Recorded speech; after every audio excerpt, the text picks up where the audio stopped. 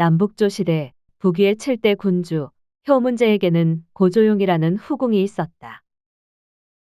고조용은 효문제와의 사이에서 이남 일녀를 낳았으며 아들인 선무제가 즉위하자 황후로 추존된 인물이다. 고조용의 가문은 고구려 출신으로 그의 아버지 고향이 고구려에서 살다가 북위의 용성으로 이주했다고 한다. 효문제의 아들인 선무제의 황후가 된 고영 역시 고씨 가문 출신이었다. 권력의 정점을 이룩한 고씨 가문은 중첩된 정략 결혼을 통해 당시 북위의 권력을 좌지우지하게 되었다. 효문제의 문소왕후 고씨는 사도공 고조의 여동생이다. 아버지는 고양이고 어머니는 계씨이며 사남 삼녀로 모두 동쪽에서 태어난 후손 출신이다. 낙양에서 발견된 고조용의 묘지명에는 그녀가 발해 수인이며 어릴 적 고구려의 영토였던 발해에서 태어나 북위로 이주했다는 사실이 기록되어 있다.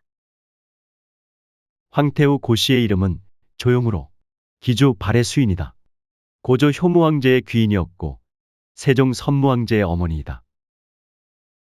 고조용의 오빠이자 북위의 최고 권력자까지 올라선 입지전적인 인물인 고조 또한 사서에는 발해 수연 사람이라고 기록되어 있다.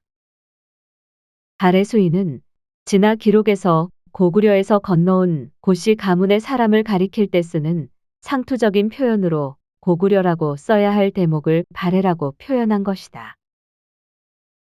고조는 자가 수문이며 문소왕후의 오빠이다. 스스로 이르기를 발해의 수 사람이라고 하였다. 고조의 집안은 고구려에서 북위로 건너가자마자 황후를 배출하고 권력의 핵심에 오르는 놀라운 출세를 하게 된다. 고조의 동생 고연은 고려국 대중정이라는 벼슬을 받았다. 고려국 대중정이란 고구려 출신 인물들을 북위의 중앙관직에 청거하는 역할을 맡았던 관직이다. 이는 발해고씨 가문이 고구려 출신이며 고구려 출신 망명인을 지지 기반으로 하고 있었음을 의미한다. 사서에는 하나같이 북위가 고구려 장수태왕에게 혼인을 청했으나 거절당한 것으로 기록되어 있다. 그러나 어느 시점에선가 장수태왕은 태왕가의 여성 중에 한 명을 택하여 북위의 임금에게 시집 보낸 것으로 추정되며 그녀가 고조용이었을 가능성이 크다. 북위 효문제는 491년 고구려 장수태왕이 붕어하자 3배로 된 상복을 입고 고구려가 있는 동쪽을 향해 애도하는 의식을 거행했다. 이러한 기록을 종합해보면 북위는 고구려의 영향력 아래 있었으며 북위 임금의 어머니가 고구려 여성이었을 정도로 고구려는 북위에게 장인의 나라와 같은 존재였다. 북위 임금들이 고구려에서 건너온 고씨 가문과 사돈 관계를 맺게 된 것은 그들의 배후에 동북아시아의 막강한 제국 고구려가 있었기 때문이다. 사실상 이들 고구려계인 발해고씨로 인해 북위에서 북제로 넘어가는 역사가 만들어졌다. 선비족 탁발씨가 세운 북위는 동위와 서위로 분열되는데 동위는 발해고씨가 건국한 북제에 의해서 멸망하고 서위는 오문씨가 세운 북주에 의해 멸망한다. 북제는 고환과 고향의 성을 따서 고제라고도 한다. 북제서에서 고환을 발해군 수연 출신이라고 기록한 것은 고환 역시 고구려계라는 사실을 말하는 것이다. 북제의 고조 신무왕제는 성이 고이고 이름이 환이며 자는 하류콘이다. 발해 수연 사람이다. 고환을 발해수인이라고 칭한 것은 그가 고구려 태왕가와 같은 계열임을 암시하는 것이다. 지금까지 발굴된 태왕가 후손들의 묘지명을 보면 다수의 묘지명에 자신들의 출신이 발해라고 표기되어 있다. 보장태왕의 증손녀인 고씨 부인 묘지명에도 부인을 발해인이라고 기록하고 있다. 부인의 성은 고씨로 발해인이다. 제나라의 후예이다. 증조부는 당의 조선왕이었다. 조부의 이름은 연이고 황제가 조선군왕으로 봉하였다. 묘지명에 의하면 고씨 부인의 선조는 증조부가 조선왕이었고 할아버지의 이름은 연이라고 하였다.